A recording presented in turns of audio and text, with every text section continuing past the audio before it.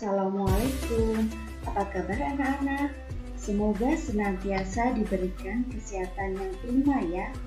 Hari ini kita akan belajar tentang sejarah Tahun Baru Islam.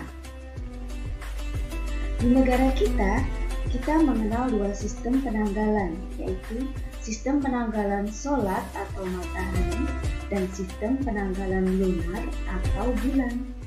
Sistem penanggalan solar contohnya adalah kalender Masehi, sedangkan pada sistem penanggalan lunar dihitung berdasarkan peredaran bulan.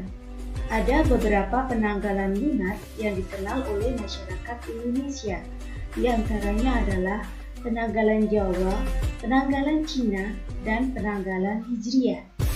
Pada kesempatan kali ini, kita akan membahas sistem penanggalan Hijriah yang merupakan hari penting bagi umat Islam.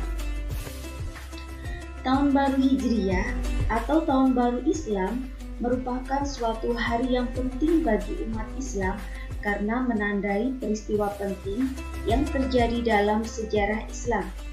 Sebelum masa Islam, bangsa Arab mempergunakan penanggalan berdasarkan peredaran bulan. Mereka juga telah mengenal nama-nama yang sekarang menjadi bulan di kalender Hijriah, di antaranya Muharram, Safar, Rabiul Awal, Rabiul Akhir, dan seterusnya. Hanya saja tidak ada penomoran tahun seperti yang dikenal sekarang.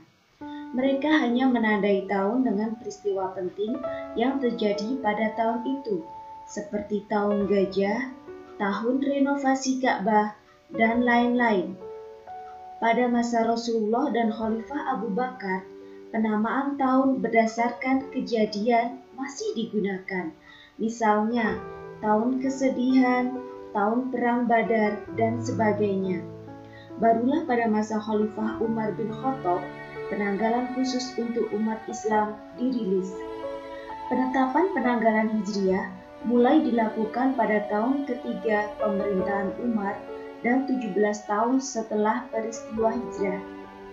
Kendati merujuk pada hijrahnya Nabi, Umar bin Khattab adalah pemimpin Islam yang pertama kali menetapkan kalender Hijriah, sehingga Umar pun dijuluki sebagai Bapak Kalender Hijriah. Awal mula peristiwa ini dipicu oleh administrasi dokumen surat menyurat. Saat itu, Abu Musa al-Asy'ari menjadi gubernur Basrah. Dia menerima surat dari Khalifah Umar tanpa ada nomor bilangan tahunnya. Tentunya, sebuah surat yang tanpa ada catatan tahunnya akan bermasalah dan menjadi persoalan serius jika diarsipkan ke dalam administrasi kenegaraan. Saat itu, Abu Musa al-Asy'ari menulis surat kepada Umar yang berbunyi, "Surat-surat sampai kepada kami dari Amirul Mukminin, tetapi kami bingung bagaimana menjalankannya. Kami membaca sebuah dokumen tertanggal Sya'ban, namun kami tidak tahu ini untuk tahun yang lalu atau tahun ini." Khalifah Umar mengumpulkan para sahabat dan mereka yang bertugas di pusat pemerintahan. Dalam pertemuan tersebut, Umar berkata, "Perbendaharaan negara semakin banyak. Apa yang kita bagi dan sebarkan selama ini tidak memiliki catatan tanggal yang pasti. Bagaimana kita bisa mengatasi ini?"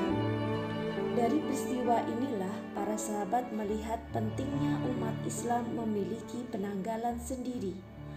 Lalu mengapa peristiwa hijrah yang menjadi patokan? Mengapa bukan yang lainnya, seperti tahun kelahiran Nabi, tahun diutusnya Nabi, tahun wafatnya Nabi, dan sebagainya? Penetapan Hijriah sebagai awal perhitungan berdasarkan hasil musyawarah dan ijtihad para sahabat Nabi. Atas usulan sahabat Ali bin Abi Thalib, alasan beliau karena itulah hari di mana Nabi SAW meninggalkan wilayah syirik. Umar pun setuju.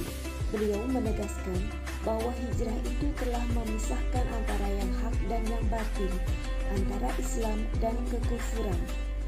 Mengapa yang dijadikan patokan 1 Muharram bukan 12 Rabiul Awal?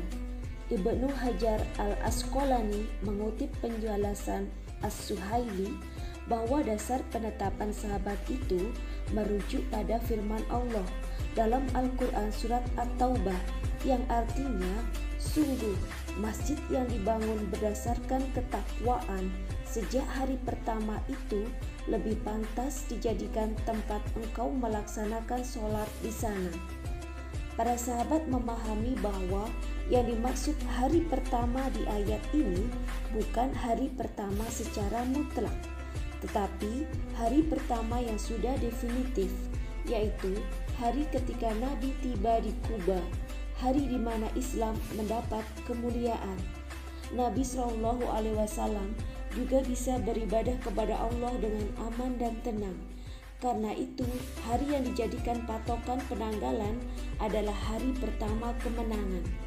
Para sahabat akhirnya menetapkan 1 Muharram sebagai hari pertama kemenangan. Hari itu merupakan hari pertama di bulan pertama setelah kemenangan yang mereka dapatkan pada Bai'at Aqobah II. Bai'at yang menandai penyerahan kekuasaan dari kaum Ansor kepada Nabi. Hijrah Nabi yang menjadi tonggak awal kejayaan umat Islam setelah sebelumnya hanya berdakwah secara sembunyi-sembunyi. Karena itulah kalender ini dinamakan kalender Hijriah, sebab yang menjadi acuan awal ialah hijrahnya Nabi Muhammad SAW. Itulah sejarah ditetapkannya Tahun Baru Islam. Semoga video ini bermanfaat. Assalamualaikum warahmatullahi wabarakatuh.